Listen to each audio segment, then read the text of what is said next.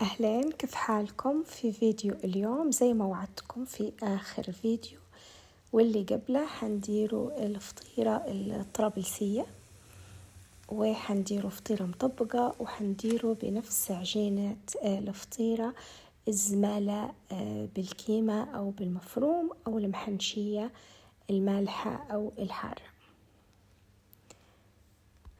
طريقة سهلة ومبسطة وشوية خطوات بس بسيطة، يا رب ينال إعجابكم. أول حاجة بدأ بكم دقيق، يكون دقيق كويس، دقيق حلويات. حنضيف للسمن، ممكن نضيفوا شوية من الخميرة، رشة يعني من خميرة البيرة. هنا درت نص كيلو من الدقيق مع ملعقة من السمن وعجنت بالمية الدافية مع القليل من السكر والملح، ونضيف المية لين تولي عندي عجينة رطبة بالشكل هذا. نصب عليها الزيت ونخليها ترتاح. طبعا بالعجانة تسبكوها مثلا 10 دقايق لو باليد لين تولوا أو توصلوا للقوام لأنها مسبوكة كويس والجلوتين فيها تحرك. تخلوها ترتاح ساعة إلا ربع، وبعد ما ترتاح تكوروها أو تقرصوها بالشكل هذا بمساعدة الزيت، وتخلوها ترتاح ربع ساعة تانية. كل ما ترتاح كل ما أحسن. ولو درتوا رشة بسيطة خميرة تورق، لكن ما تكتروش، يعني هي رشة باش ما توليش أكلة تانية يعني مش فطيرة. تقدروا للكيلو الدقيق ربع ملعقة صغيرة من خميرة البيرة وربع كيلو من السمدينة. حتى هي الطريقة حلوة، بس هي في الأصل الفطيرة الطرابلسية كانت تنعجن بالسمن وبالدقيق العادي، سواء كانت الملوية أو المطبقة زي المسمن في درنا. حنحل عجينة بمساعدة هذا الخليط، خلطت سمن وزبدة وزيت باش ما تكونش قوية كلها سمن. طبعا ما ساعدنيش السيليكون في الحلان، فالمهم تاخدوا بالقرصة وتحلوها وبمساعدة السمن. شنو يساعدكم على الرخامة، على السيليكون، على صفرة سن ستيل يعني ستانلس ستيل ليموني، شن انتو يساعدكم. هي مشت معي كويسة والله. الدقيق هذا حتى تنشدوني هلبة يعني عليه هو اسمه بودري، كان مكتوب عليه أيام زمان. مش عارفة هل هو كان حلويات أو خبز، بس هو المفروض دقيق حلويات يعطيكم نتيجة أفضل. وطبعا هادو ديل درتهم على شكل الزمالة أو المحنشية.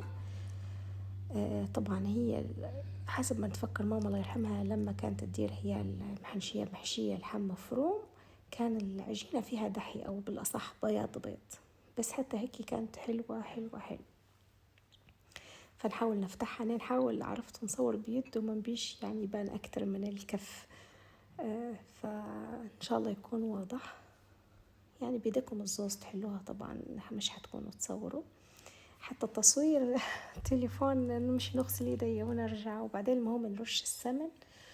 وهنا مثلا تمزقت عادي، درت تانية وحطيت كيمة بيضة عادية زي بتاع بوريك الجبدة، زي اللي درتها في البف السعودي بالضبط، لكن درت لها قرفة وحرارات فقط، يعني ما فيش بهارات بتاع السعوديين. وعندي صنوبر رشيتها. اللي هي الفطيرة الطرابلسية اللي كانت ماما الله يرحمها تديرها في العيد الصغيرة، كانت هيك تبرمها هيك تلويها زي المروحة وتلفها، وكل واحدة تو نلفوها نخلوها ترتاح. وهذا الشكل الثاني المطبق طبقوه هيك بالشكل هذا. كلها طبعا ترشوا السمن الزبدة الزيت، هذه الخلطة اللي درناها. تقدروا تفتحوا واحدة تانية تحطوا فيها المربع وتحطوا فيها. لما تجوبوا تطيبوا تسخنوا الطاوة، أو زي أنا استعملت ماكينة الكريب بتاع سيفيرين، وتاخدوا أول واحدة شكلتوها هي اللي تديروا بيها، تحلوها وتقول تحطوها وتقعدوا تديروا لها بيدكم. هذا الفيديو جاي بطيء يعني، تصويره بالخطأ مش بالقصد. فالمهم الفطيرة هيك يعني لما تجوا تطيبوها تحطوها ديروا هي الحركة وتقلبوا من جهة هذه ومن جهة هذه، لأن الطيب معاكم من الجهتين وتتورق من النص. النار تكون يعني سخنتوا الحاجة اللي طيبوا عليها، وبعدين ما تكونش النار جدا عالية يعني تبوها تورق، لأنها من النص مش مجرد تتحمر وتولي عجينة. يعني انتوا تقعدوا تعدلوا في درجة الحرارة أو النار بتاعكم.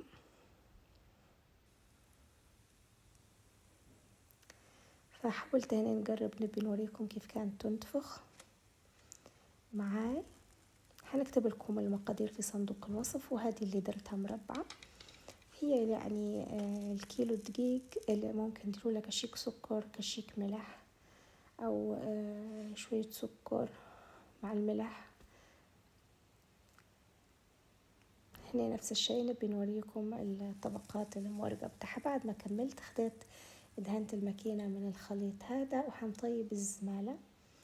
الزمالة باش تطيب من النص هنا نقصوا الحرارة، يعني هي كنت لو مثلا معليتها ل6 أو نقعد نقصها هيك شوية باش تطيب لي من داخل، ونصب عليها حتى هو السمن والزيت اللي مخلطاته.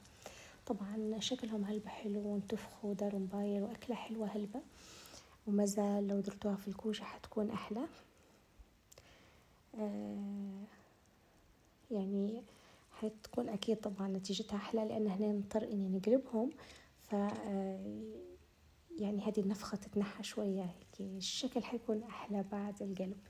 وشوفوا ما قلبتهم بدون تصوير نقلبوا يا سلام عليهم. المهم لين تتأكدوا إنهم طابوا، واستمتعوا بأحلى محنشية وفطيرة. وطبعا بالنسبة للفطيرة المطبقة والمدورة تبرد تغلفوها وتنجس في الفريز، يا سلام عليها.